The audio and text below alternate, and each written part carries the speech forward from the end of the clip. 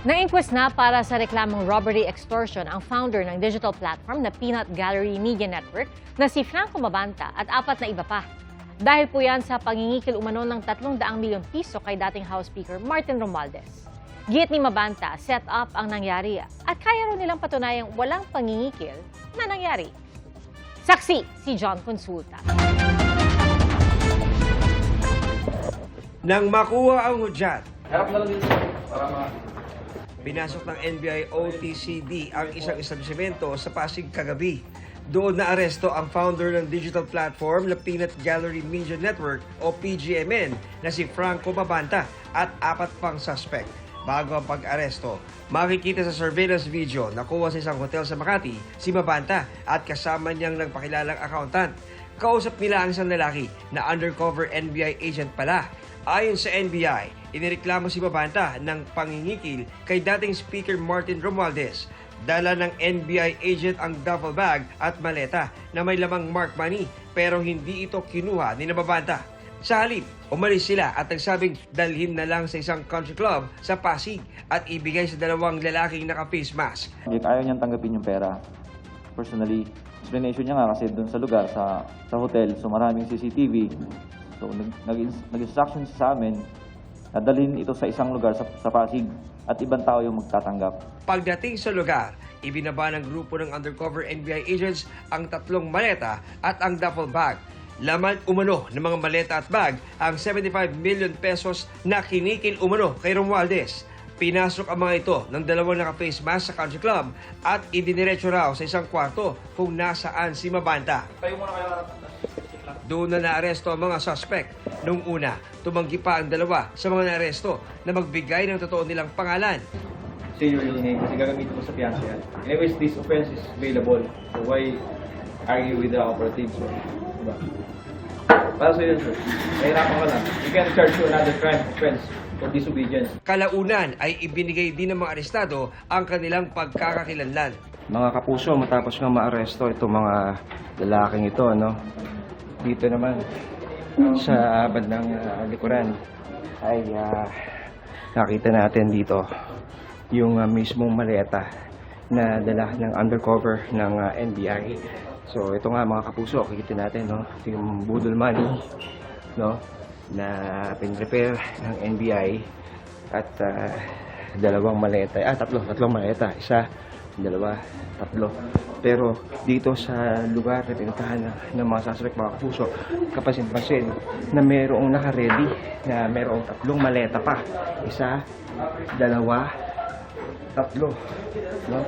At paniwala ng NBI ay ililipat dito yung pera na dapat ay... Ayon sa NBI, noong nakaraang taon pa nagsimula ang umano'y pangingikil kay Romualdez. Banta umano ng mga suspect, maglalabas sila ng expose na tutukoy umano kay Romualdez bilang utak ng korupsyon. 300 million pesos umano ang hinihinging kapalit ng mga suspect na nagpadala pa raw ng teaser ng video. Nag-demand sila ng 4 tranches consisting of 75 million per tranche. Meron deadline eh. So kung hindi masettle yun, May 5, mag-release sila ng first part 1 ng video. Pahirapan nila ang paghuli sa mga suspect dahil iba't ibang tao ang pinakakausap sa kanila at palipat-lipat din ng lugar. So nagkaroon kami ng follow-up surveillance and tailing. So sinundan ho namin until sa time na ma-identify namin yung exact unit kung saan dinala yung pera. And to our surprise, nandun din po yung subject, si Mr. Franco, na siyang kausap namin dun sa hotel sa Makati. Is there truth to the allegations na kayo po ay nag-extort daw po kayo? Nope, it's not true. We didn't extort anybody, and then no more comment after that. Okay. From Speaker Romualdez daw, sir? No, we didn't. We definitely didn't extort Speaker Romualdez. Hindi po totoo yun. No, it's not true.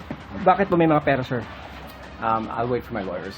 Okay. Na-inquest na kanina si Mabanta at kanyang mga kasamahan sa reklamong robbery extortion. Be an ongoing investigation kasi it's yung PGMN, yung Peanut Gallery Media Network yung involved dito. So we will look into yung mga telepono and accounts, social media. There are several social media accounts. Siyempre, titingnan din namin dito kung if there's conspiracy, kung coordinated activity ba to, yung beneficiary, sino kasi malaki yung amount.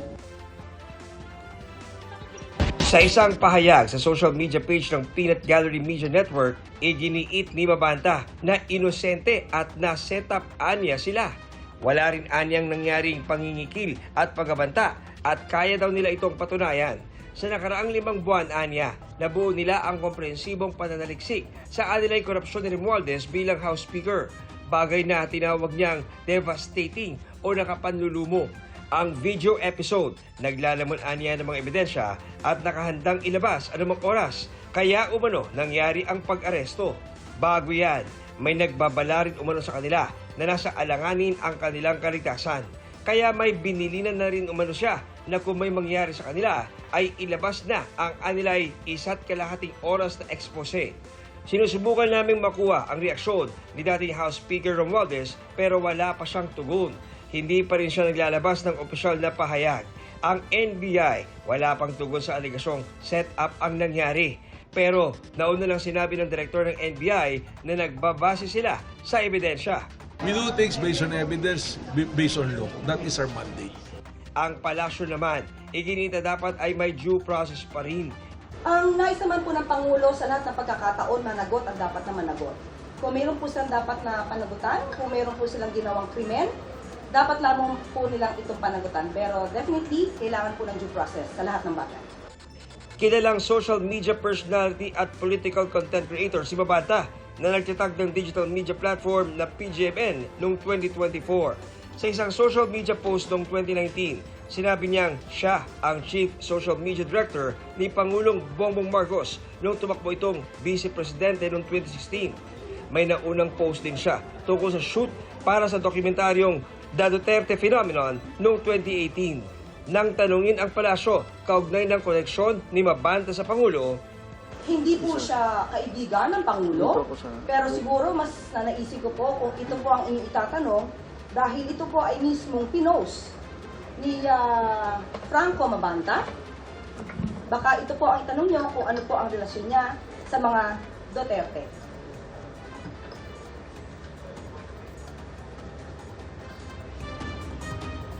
Nandiyan pa nga po si Harry Roque. Kayo po ang magtanong sa kanya. Lalong-lalo na po, marami naman po yata siyang na-feature sa kanyang mga articles na halos ay kumakalaban sa administrasyon. ako si John Consulta, ang inyong saksi. Dumating na po sa Cebu si Pangulong Bongbong Marcos para sa 48th ASEAN Summit. Pasado alas 9 ngayong gabi nang lumapag ang eroplanong sinakyan ng Pangulo sa Mactan Benito Ebuen Air Base. Naroon na rin ang Sultan ng Brunei na si Haji Hassan al-Bolkiah kasama ang prinsipe na si Abdul Matin. Gayon din ang Permanent Secretary of the Ministry of Foreign Affairs ng Myanmar na si Yu Hao Kan Soon. Isa po sa pag-uusapan sa ASEAN Summit ang pagtugon ng ASEAN sa epekto ng giyera sa gitnang silangan sa supply ng enerhiya. At mula sa Lapu-Lapu City, saksilan si Nico Sereno ng GMA Regional TV. Nico? Pia, kilalang kaalyado ng Amerika ang ASEAN kaya inaantabayanan na ngayon ang laman ng gagawing joint statement ng ASEAN patungkol sa Middle East crisis. Ang epekto ng giyera sa gitnang silangan na nagpasipa sa presyo ng langis at iba pang serbisyo at bilihin. Ramdam di lang sa Pilipinas, kundi pati sa iba pang miyembro ng Association of Southeast Asian Nations o ASEAN. Isa ito sa mga tatalakayin sa darating na 48th ASEAN Summit sa Cebu. At this summit, I will lead discussions on how the region can bolster regional preparedness, ensure stable energy supply, and accelerate energy diversification to reduce vulnerability to external shocks, including those stemming from the conflict in the Middle East. Sa datos ng ASEAN Center for Energy, mahigit kalahati ng krudong ini-import ng mga miyembro ng ASEAN galing sa gitnang silangan. Itutulak din ni Pangulong Marcos ang pagpapalakas sa food security sa rehiyon gaya ng pagsuporta sa mga magsasaka at MSME. Gayon din ang pagtitiyak ng kaligtasan ng mga ASEAN national. Kabilang sa anilay prioridad ng Pilipinas bilang chair ng ASEAN ngayong taon ang pagpapatupad ng Memorandum of Understanding para sa isang ASEAN Power Grid. This basically will lay down the framework, both legal, technical, and even the policy aspect of it, to ensure and also pave the way for the connectivity in cross-border trade of electricity through submarine power cable.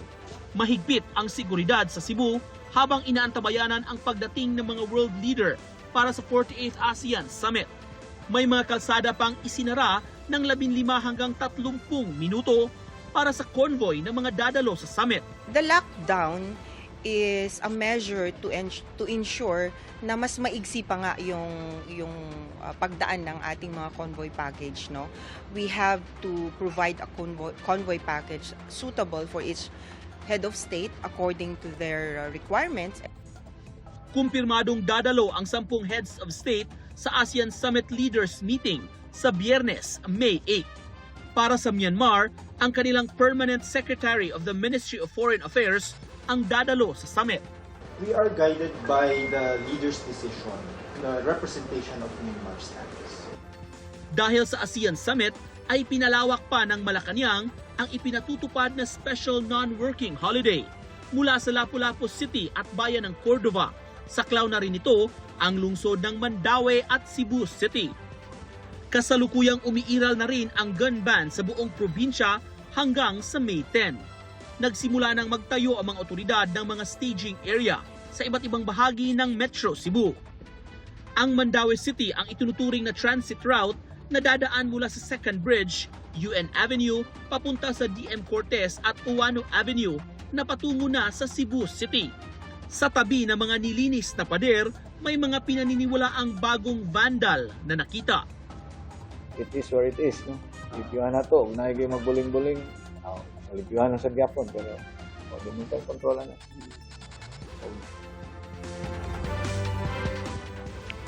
Bagamat una nang nilinaw ng NOC na scale down ang ginawang preparations ng Pilipinas sa pag-host nitong ASEAN Summit 2026, umaasa naman ang bansa na magdudulot ang international event na ito na magandang epekto sa ating ekonomiya. At live mula rito sa Lapu-Lapu City sa Cebu, ako si Nico Sereno ng GMA Regional TV, ang inyong saksi.